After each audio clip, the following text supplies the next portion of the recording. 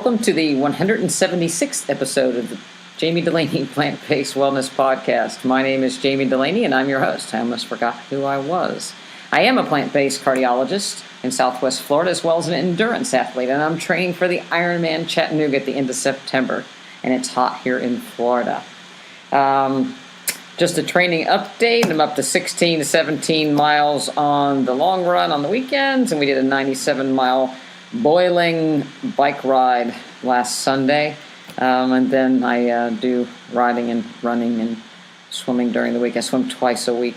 We had a great swim today in master's swim class. The coach tested us. You know, everybody hates tests, and she kind of smirks, and she tested us on our ability to hold an all-out 50-yard sprint 10 times.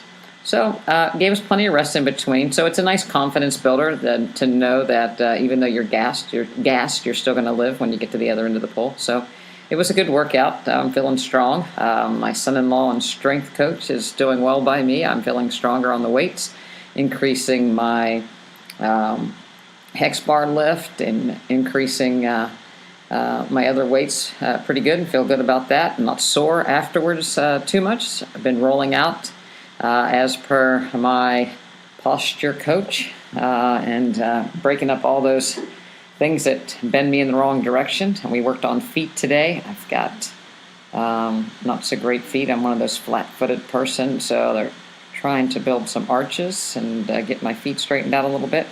So it's always a work in progress. Seems like every exam I have to assess myself, I have a lot of work to do, but it's always a challenge, so that's good. We're still experimenting on, nutrition. That's the fourth discipline in triathlon, maybe one of the most important parts of triathlon, especially when you get into the longer distances. And when it's hot, obviously it's hard to absorb. When you're exercising, you divert blood flow away from your gut in the first place, and when it's hot, you divert even more away. And so how to get energy in to keep going is always a challenge. This weekend we experimented with Lara bars. If you haven't listened to how this was built episode at NPR and how the Lara bar got started, it's a great listen. Basically started in Lara's kitchen, and they're limited ingredients bars. I actually made one myself this week, so I'm going to test now this week self-made energy bars, just using dates and cherries and some walnuts. We'll see how that goes. But obviously Lara bars work, so if mine don't work out, we'll go back to the Lara bars. It's kind of always nice to play with different flavors on your own, so I guess that's the chemist in me. But those seem to work out well on the bike. And then when I did my long run this weekend, I actually did a concentrative scratch along with water. So that seemed to work for me as far as electrolytes. So we'll keep playing with this. We've got a few more weeks to go till we have to make a decision on what to use. There's always the factor in what do you carry, what do you put in special needs, how do you keep it cold, and all that kind of thing. So, but anyway, that's going good. So far, so good. I watched a documentary this week on the fittest man, CrossFit. The documentary was named Froning. It was unbelievable what this guy's work ethic was and his drive to train himself. He won the CrossFit Games 4 years in a row, and just his whole, they went through his whole personality as a kid. He was just really, really driven as a kid, and was just competitive all his life. And I think that's a huge part of some of this competing in, these big events, is to have it between the ears and to be really competitive. I think it certainly gives people a leg up. The interesting thing is that his nutrition was awful. I just wondered throughout the documentary, what if this guy had not been just stuffing down Taco Bell and Domino's Pizza, what he could have done. He bonked on several occasions during some of the events, and can't help but believe that it was secondary to the horrible, horrible diet that he took in. It just shows you what somebody young can get away with in the short term And obviously he's starting to do this as a team CrossFit athlete now. He's no longer competing on his own. And I just don't think a body would hold up very much longer with the nutrition that he took in. Nevertheless, it was very, very inspiring to watch somebody push through these heavy competitions. And, I always take that thing. I try to do a little imagery when I'm training and, how to push through. And again, triathlon's head game is in any athletic endeavor. To kind of talk yourself through it. Your body can do a whole lot more than your head allows you to do. I guess that's probably in everything, as we'll get onto when we start talking nutrition here a little bit. But, I think anytime you can watch something and learn something from somebody else and apply it to your own situation, it's always really helpful. So I like watching things that are motivating like that. So it kind of helps me to give myself a little kick forward when times are not going so good.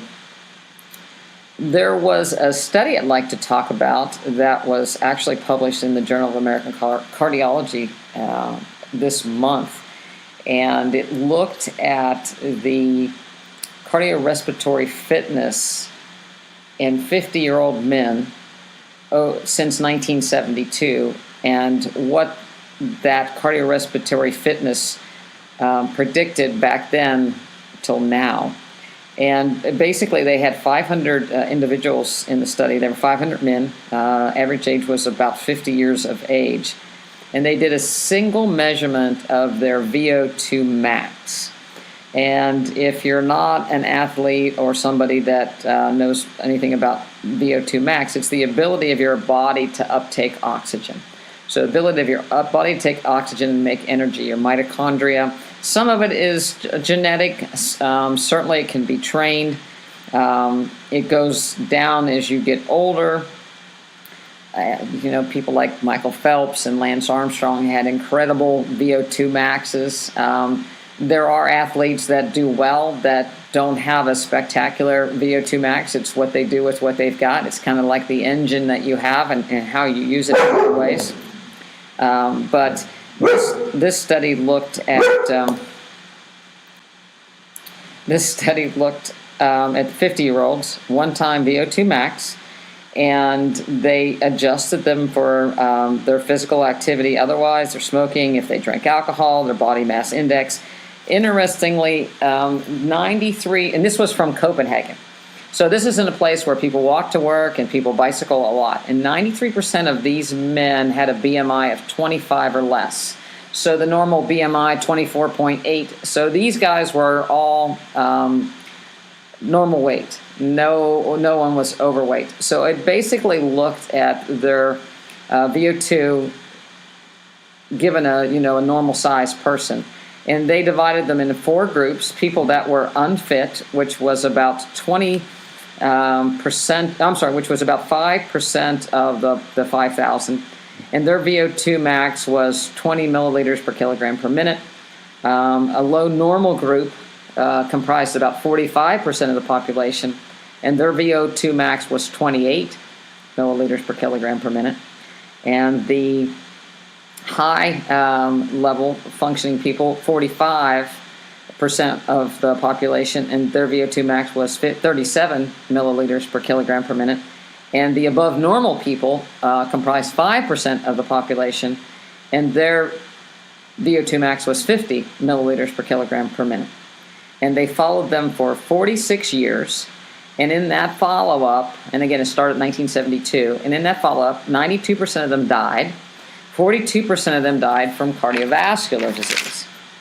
And what they found was that if you're the people in group 2 versus that were just barely low normal fitness versus the people that were unfit lived 2.1 years longer. The people that were high lived 2.9 years longer than the people that were lower, and the people that were most fit or above average lived 4.9 years versus that first group that was untrained. It also corresponded to 45 increased days of life for each millimeter of VO2 max that increased. So what does all that say is that, one, you can look at somebody that's completely unfit, untrained, and just a little bit of exercise is really going to translate into longevity over the years. And of course, somebody that's really fit, you get more bang for your buck. But the important thing to note is that just exercising and being fit does make a difference if you look at survival. Now, how can you apply this to your life? Well, if you have a Garmin device, some people have polar devices. There's a lot of people have gone to wrist ways of looking at your heart rate. There's a calculation that some of these watches will do. A Garmin triathlon watch or Garmin running watch will calculate VO2 max with the wrist and with the chest strap, as well polar. But when they another study looked at them, only the chest strap with the Garmin device was accurate when compared to a VO2 max done on a treadmill. So typically when you do a VO2 max, it's on a treadmill at a cardiologist office, and they look at the oxygen that you're able to consume over an exercise test that takes you to exhaustion. But the Garmin watches will actually look at your pace over time with your heart rate and do a calculation of your VO2 max. It's fairly accurate. So, you have a choice of going and having a fancy test, or, for the average guy or girl that's training this, this chest strap and the Garmin watch will actually do a pretty good job estimating that. So, if you have your Garmin watch, now's the time to go to My Stats and look at your VO2 max that's been calculated for you by Garmin. I am a big advocate of the chest straps versus the wrists. I think the wrists give you kind of a fair reading, especially at rest. But when you start getting sweaty and you start exercising vigorously, they kind of lose contact and they're not real accurate. The Fitbit devices just aren't accurate at all. And I don't really think that the iPhone, the iWatches, they're really not made for true athletes to be doing, and to really look at heart rate. So if you really want to get an idea what your heart rate's doing, do the chest strap. They're not nearly as comfortable, obviously, but they do make chest straps now that have an elastic type band around them, so it's not that hard plastic that it used to be. That would kind of cut you up over long endurance activities. So if you're interested in looking where you are, obviously you can get you can do that and calculate it yourself. You can always ask your cardiologist to do a VO2 max stress test on you as well. Was laughing at this, or at least we had a chuckle over this at the master's swim class, because I told them about it, and it's like, most of the people, there's several people that are younger than 50 swimming, and it's like, now's the time to get in shape, because if you want to hang on, get that VO2 max up before you're 50, or at least get it up now, because it's really important. And even if you're over 50, you can train your VO2 max up, so it's very, very important to get your cardio in. People argue back and forth, cardio versus strength training. It's all important, so you got to do it all. Funny things that happened this week. I went to the get my hair done, get a haircut, and my hairdresser, who is always hounding me and making fun of being plant-based, and he talks about all the butter and the meat and everything that he eats, informed me that he was becoming vegan. And mainly because his partner was significantly overweight and has starting to get health problems, and he was told by the people that he worked with, because he works in the healthcare system, that he should adopt a plant-based diet. So my hairdresser was asking me about recipes and how to cook. Of course, he said he needed to use a little bit of olive oil, and I said he didn't need to use olive oil. But he's a good cook, and he's actually going to be able to pull this off. He was somewhat reluctant to commit himself, but he was, going to be supportive of his partner and cook for his partner. I guess he's the primary cook in the household. So I thought it was interesting after all this time. But the funniest part of all that was, when you're in a hair salon and people start to talk, everybody starts to listen, right? It's the gossip place everybody chimes in and everybody has an opinion. And when he mentioned the word vegan, everybody in the place clammed up and ran the other direction. And it was obvious that people were trying to avoid the conversation. There was one other hairdresser that made a comment that she had a friend that ate healthy and exercised and was thin, and she still got cancer, so it was okay to eat butter. It's better than margarine. And of course, I made a comment that what is healthy eating, and you can just because you're thin doesn't mean you're invincible, because we all know you can eat a horrible diet and be thin and get sick. But for the most part, everybody ran the other direction. They didn't want to be any part of this vegan diet or address their bad habits. So I'll be anxious to see in 4 to 6 weeks when I go back for my next haircut what's happening in the world of plant-based nutrition in my hair salon. It'll be really, really interesting. So it'll be something to keep you informed about, because if that hair salon goes plant-based, then the rest of the world is going to be close behind. So I have a few quotes for the week. There's always something that happens that we can address and take home messages of things that happen. But I get texts from some of my members with their glucose reading as we're trying to get their diabetes to go away with plant-based nutrition. So I have them text me their glucose 3 hours after dinner and the fasting glucose in the morning. And some of them are really good about texting me every morning, and some of them only text me when they have a good one, and some of them only text me when they have a bad one and they get afraid. For starters, I have to say that when people come to the nutrition classes, it makes all the difference in the world. The people that come to the nutrition classes, and we have 3 to choose from each week, those people are able to stay online and continue to get better and continue to refine their plant-based diet and do really well. The people that took maybe one course and, they think they got it, they don't do near as well, because there's just too many things out there that they stumble on. It's like, doing a couple tapes to try to learn a new language and think you got it, but you really can't speak the language fluently with just, one little course. But nevertheless, that's kind of what we're observing so far, which is very interesting. We may have to actually write some of these things up, because we're getting some good data now with people that come to class and do well versus people that stop coming to class versus people that maybe attended a few classes. But nevertheless, along with some of the text I've got is, glucoses are elevated and they're eating perfectly, except for chocolate bars and cookies. And, it's, again, how we justify things, that how could, that one cookie or that one chocolate bar cause a problem, and it, it's like it happened one time. But obviously, if you let those come in, if that's part of your nutrition, then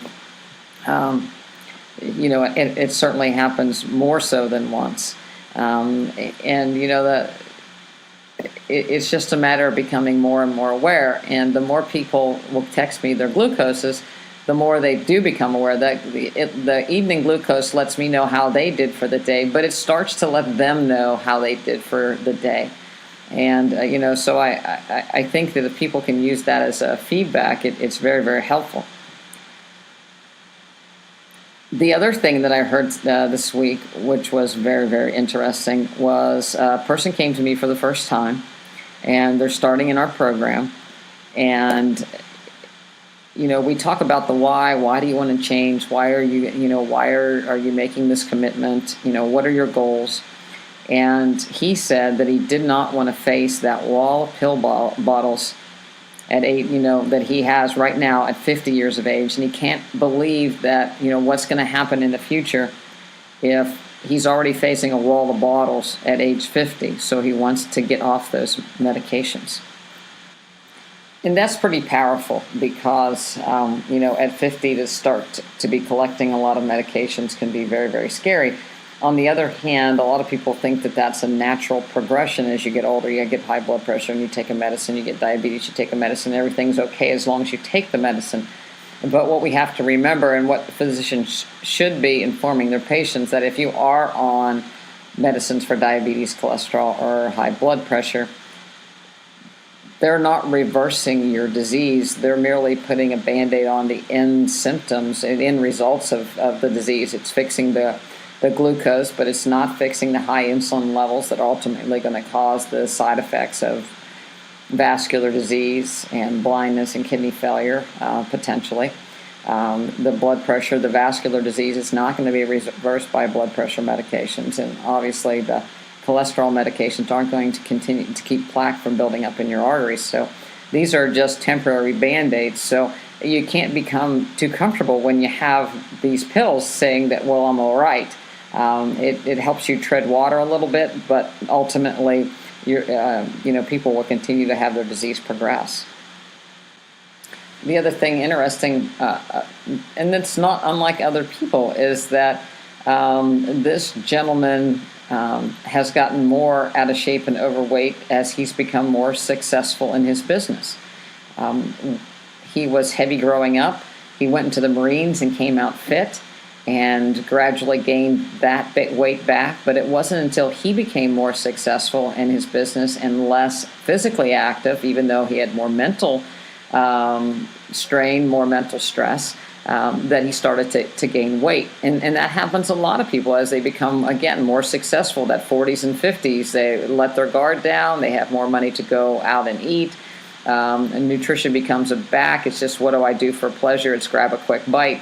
And he was going through fast food restaurants, sometimes multiple times on a daily basis, grabbing sweet tea. The Southern diet down here, which is, the deadly diet with sweet tea and everything fried, really catches up with people. But we were able to start, and, we looked at menu items that he would like, things that he liked the taste of, because he grew up on a farm and he was exposed to all kinds of vegetables. And so we made simple meals for him to be able to eat and take with him in his truck for lunch. So that they could get started on a plant-based diet. I think the problem that people have a lot of times is they start grabbing all the cookbooks and start trying all these fancy recipes, and it becomes overwhelming and too complicated and too stressful, and then people fall off the wagon. So we have people start with really simple meals for the first month or so as they kind of get themselves weaned off of salt and sugar and oil, learn the taste of a sweet potato, learn the taste of greens, learn the taste of beans without, salt, and find some toppings that they can use that don't have a lot of salt, and just simple things that are easy to prepare, that it kind of have people get some early success, and then they can progress, according to their comfort.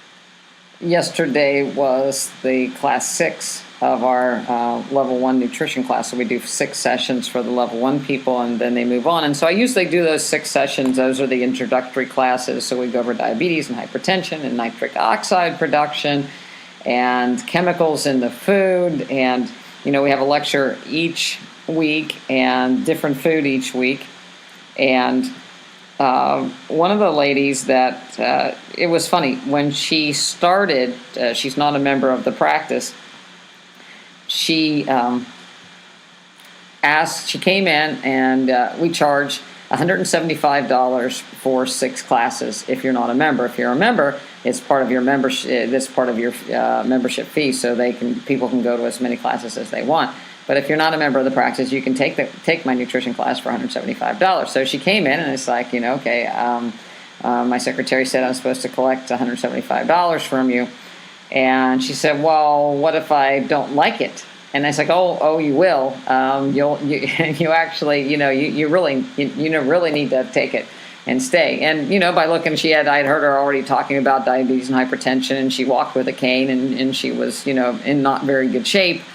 So I knew that she really needed the plant-based nutrition class. I wasn't sure exactly that she was going to buy into it. And I think she had a family member that was plant-based, so I think she'd been encouraged by them to check it out. And she stuck it out. She came to every class and asked questions and tasted everything. And At first was, she came shopping even though she walked with a cane. So she really, put a good effort into it and had tried some things and liked it. Unfortunately, other family members came to her house to visit, and they brought all kinds of junk food. But she was starting to recognize it, as opposed to before when, it had just been part of people coming on vacation and having a lot of junk food around. But one of the questions that she asked yesterday was, we talk about, there's so many places, so many things out there to trip you up that are vegan versus plant-based. And she said, well, what about these toppings at the end of the aisle? There's these toppings you can get for your potatoes, and apparently they had these packages full of stuff that bacon. I don't know what they actually were. I have to check them out. But the ingredients, as far as she hadn't checked the ingredients or the salt, but she just they said healthy on the front, so she had picked those up. She said, I suppose that vegan butter is not much better than regular butter. And it's like, no, vegan butter is usually made out of a bunch of different plant oils, and the plant oils can be changed into cholesterol in your body. And we really want to try to get people to stay away from the butters because they really add a lot of fat to your diet. And then she talked about, I was looking at, she says, have you ever had these vegan hot dogs? And it's like, many, many moons ago. And not very good, and they're they have a fair amount of all the bad things that a regular hot dog has in them, with the exception of the animal product. And she said, yeah, I got them. And then she said, the lady, I was looking at them, and there was a lady there, and she says, oh, you should get them because they really taste good. So I did, and I ate one, and they're not very good, and I threw that package away. So what it tells me is that she's really, really trying. She's going to the grocery store with the plant-based in mind. And it's like she's speaking that language. She knows a few words, and she just can't quite get where she's headed. Headed to the produce aisle, but gets tripped up on the way there by things that say natural and healthy and plant-based or non-GMO. And I think this is very, very common in people when they're trying to make this transition, because, there's just so many things around to trip people up that you hope that's healthy. And people are looking, even when they know that they're looking for things without oil, sometimes, some of these crackers have a lot of seeds, seeds in them, a lot of flaxseed or whatever, and there's a lot of ground flaxseed, and they can really trip people up with their glucose. And, the more you can just, get to the produce aisle and stay in the produce and keep it simple, the easier the transition will be, because there are just so many things, that can get you. If, one hint is, if you haven't noticed already, is, always turn things over and look at the ingredients.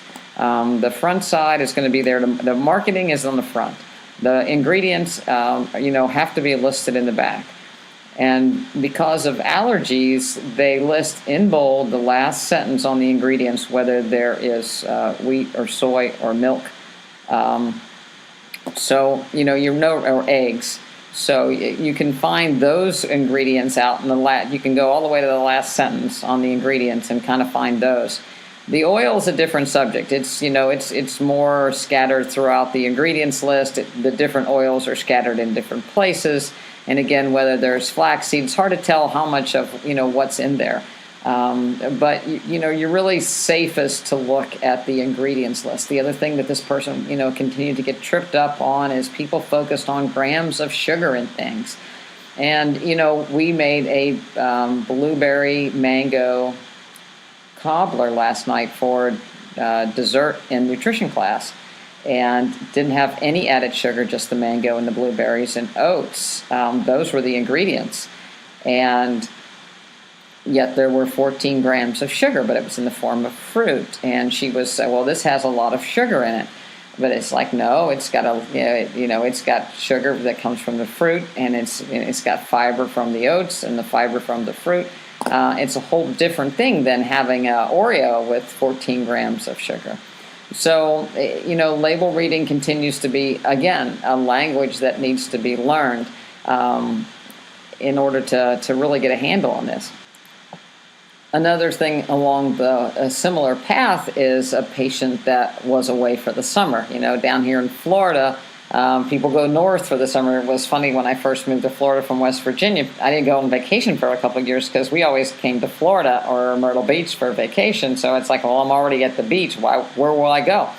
And I know that's a little bit narrow, but when that's kind of your focus all of your life, then it takes a while. We always did golfing vacations growing up, and it was always Florida and relatives and things like that.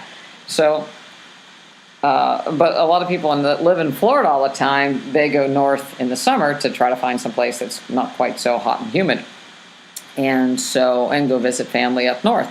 So one of my members who has been a member less than a year, was doing really, really well, went away for 3 months, and they went to visit family and traveled and was in a camper, and she came back, and things went pretty well for a while, and then she had the big slip. And when she met with my nurse, she talked about, her family, eating with the family was just, after a while, she was just, she couldn't say no anymore. They just hounded her. We made this for you. We did this special for you. You're here. It's already made. They're in an environment where everybody's eating a certain way, and she found it very, very difficult to stay on track. And, when I got into the room, we started talking about, well, it's a language, and, you have to kind of, you have to kind of make a decision that you're going to stay on track, and the reason why you're going to stay on track is for your health. But it is very difficult when people are trying to pull you down, and her family were overweight. So again, everybody wants you to kind of let's be unhealthy together.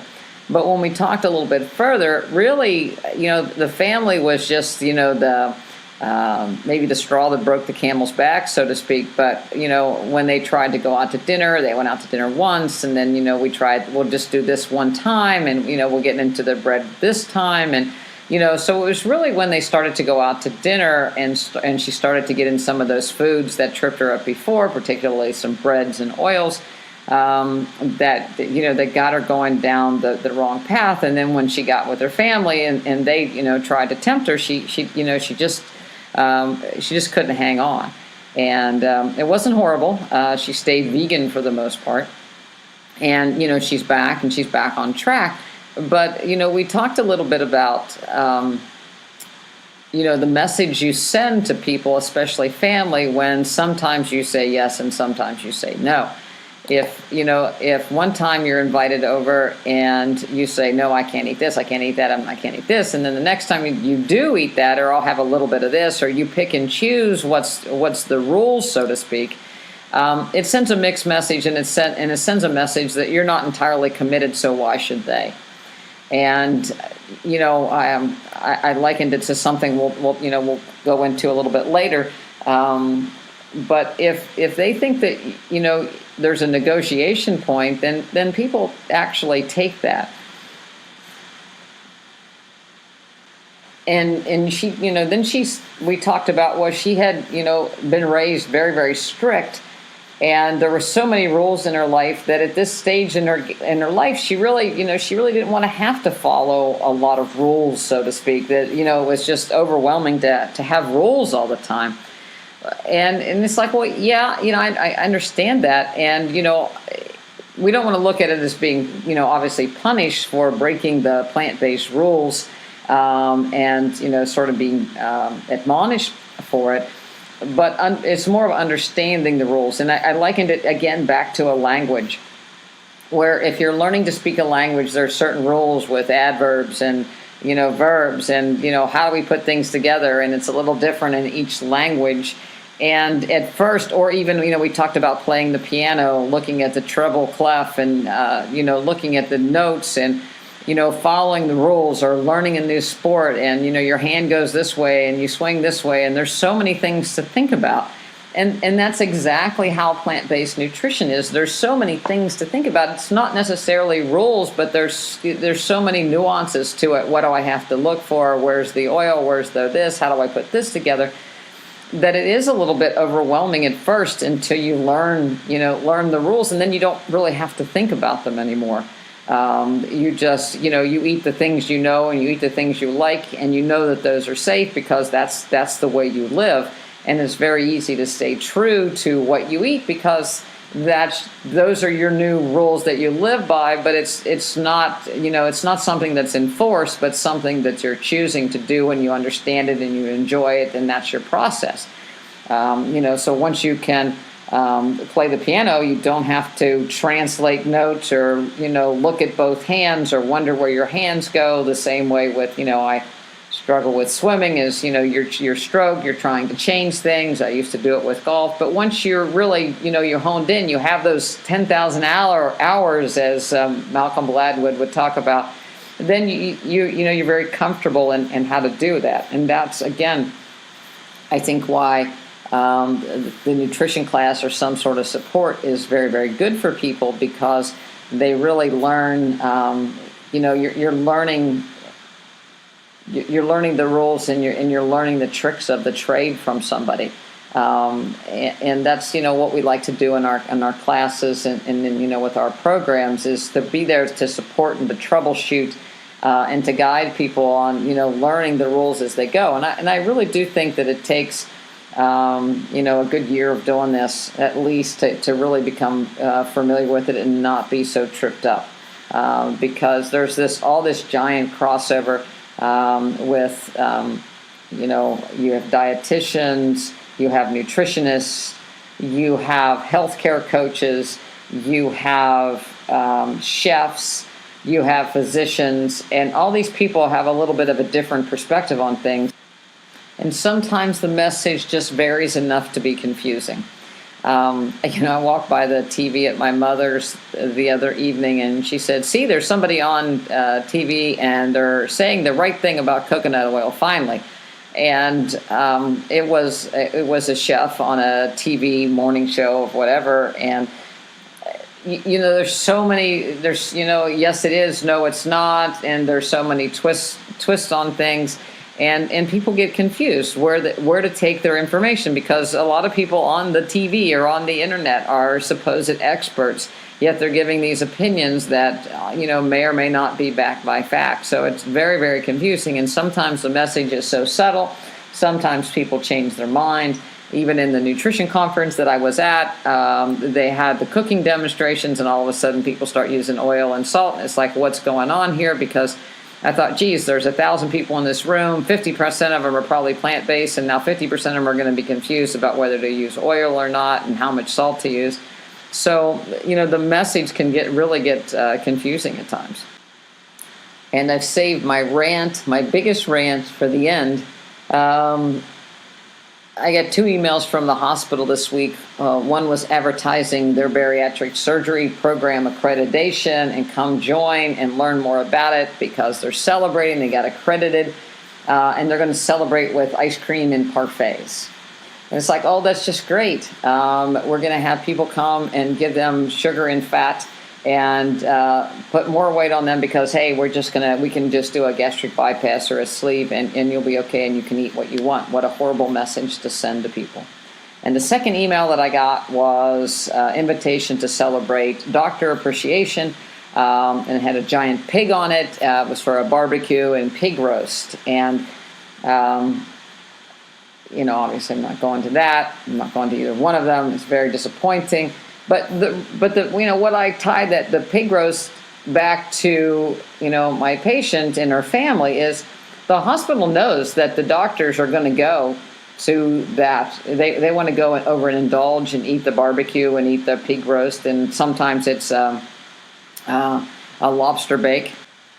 So it's, overindulgence, overeating, and it's, typical American. It's eating standard American diet, and these are physicians in a healthcare setting with a hospital. So if that's not proof that your doctor doesn't really care about nutrition or what it has to do with lifestyle diseases, I don't know what is. And, if doctors did not eat that way, and if they said no, then the hospital wouldn't offer that food as an enticement for them to come and celebrate with them. They would offer plant-based or healthy alternatives. So until physicians adopt good nutrition and nutrition practices. The hospitals will keep doing this. The vicious cycle continues. And it's just like the patient with their family. As long as you send a mixed message that it's okay sometimes, or, I pick and choose, and they don't quite understand the rules, then they'll continue to try to pull you off the wagon, because there's always hope that you'll come back over to the other side, back over to the standard American diet side, the unhealthy side that drives the economy in so many different ways. So we all have to learn to take a plant-based, plant-strong stand. If we're lazy about our choices, then people are going to be lazy about what they offer us.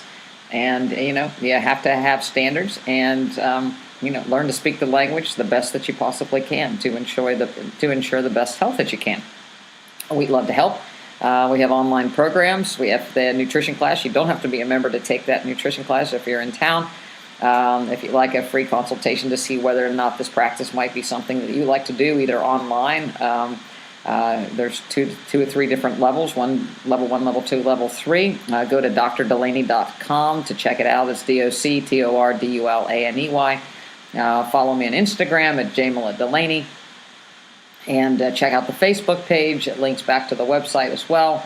And I hope to hear from you. You can, if you go to the website and you sign up, we'll send you some recipes. And you can join our newsletter. We send a newsletter out to anybody that wants it every month with a recipe and some tidbits and what's going on in the practice and different challenges. So I'd like to have you join the newsletter. But until next time, get out and get your exercise, get that VO2 max up, get your legs strong, and learn the Plant Strong language. See you next week.